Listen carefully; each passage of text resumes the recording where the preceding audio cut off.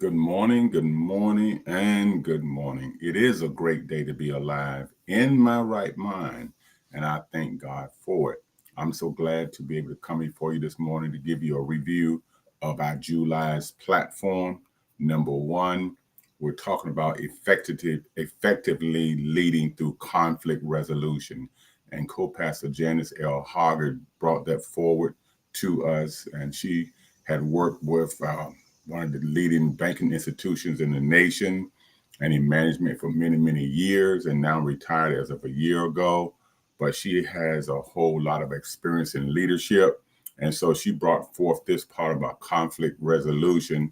And let me give you a good working definition of conflict resolution, a process that unfolds when two or more people's interests are not in alignment with each other, typically are protracted or lasting longer than expected. It's a typically one of those.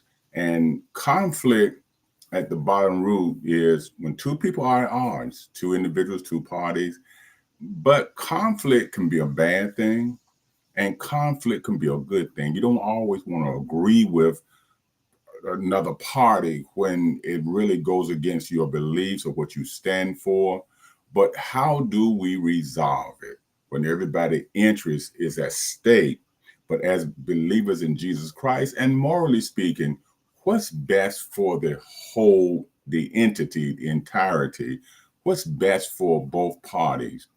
Are we going to just be selfish and just do what we want to do? Or do we look at the interests of others? And for her being in management that long, she had to kind of walk that line to make sure that all parties are represented, but also got to go by the corporate or company standards. And so there are many stories she has where uh, it was kind of tough because she was between the management, her superiors, than the team that she was leading. And she was so blessed to be able to work with people in India, on the West Coast, different time zones. And there was a lot of conflicts, a lot of challenges because of the banking institution guideline and just the way life is. But I thank God she was able to help resolve these issues because what she did, she listened. One of the key components, she learned how to listen and seek God's guidance. So she brought that information and it was blessed. And so, especially now dealing with church as we have been dealing with it for 45 years, we got to make sure we're doing God's agenda. Make sure we're not selfish. Look out for the whole entirety of the organization or our beliefs in Jesus Christ. But we want to make sure God is satisfied.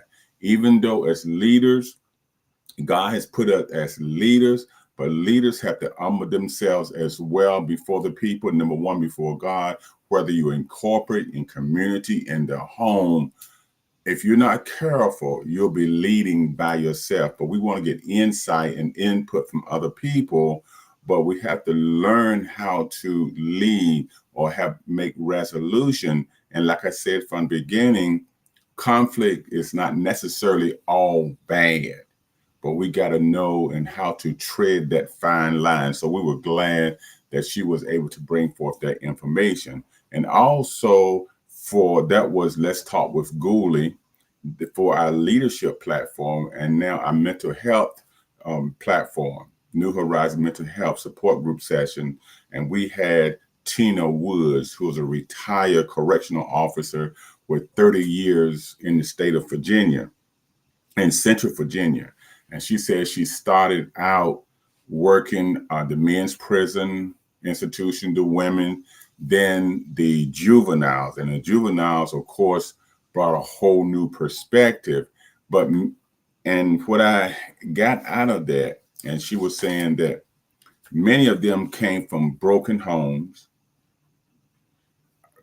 Sometimes the fathers weren't available.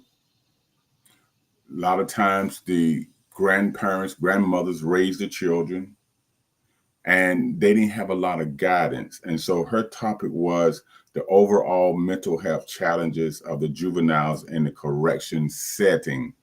And what was kind of funny but touching, and they came in and got used to her. And one thing she said, she wanted to make sure she treated them with respect. Then they started calling her mama. And so she really watched out for them as long as they did what they had to do. But they were facing a lot of mental health challenges before they got to the institution. And many times that's what got them into the institution, because they were dealing with areas of violence, abandonment, and not just those in, let's say, low income, highly poverty stricken areas. Some came from homes that both parents were there, well educated, had the money, and still end up there. So it goes beyond all these categories. But the fact is, mental health challenges with the juvenile, with young people, is really challenging. Like I said, whether both parents in the home or just one or none been raised by others, we have to make sure we do our part before they get to the institution. What can we do? And she told about so many horror stories about the bullying from the other inmates when new ones come in. Of course, there's a whole lot of violence, a whole lot of it's enough right there just to think about it. It'll just hurt your heart, because my wife and I have been doing prison ministry now for 18 years, so we can understand a little what's going on. But the main thing is, we have to protect our young people. I mean, young people, about mental health challenges, so they won't need or have to go to the institution. What can we do, not just for our own children, but for those overall? Because we need to have them in the best environment as possible. So her experience and the things she told us was so great. So as a community, what can we do to protect our young people? It's then it goes beyond. So I solicit your prayers and support. If anything we can do for our youth, start now, continue now, so they won't have to face someone like Tina Woods as far as a correctional person, officer, to help watch over them. Because the mental health, our mental health, as I stated, is so important for all of us, especially our youth. Because you're looking at a man now, and that's how this platform got started, who was dealing with mental health issues from birth, from childhood, earlier years.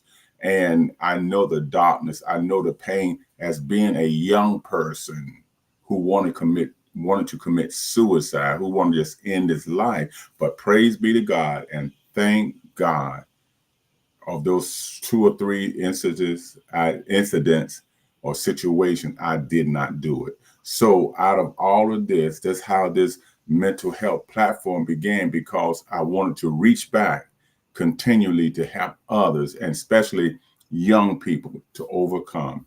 I say this, as adults, if we have not resolved our childhood trauma, we repeat those same situation or trauma as adults, but they become bigger.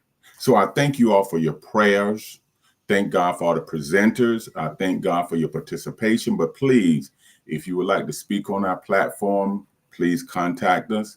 If you just want to participate, please contact us. We would love to hear you, see you, talk to you, and get your input. So until the next time, you have a great day, and we will see you again. Remember this, my situation has changed because I've changed my way of thinking. In order to move forward, accomplish the goals that God has set for us, we're going to have to change our way of thinking.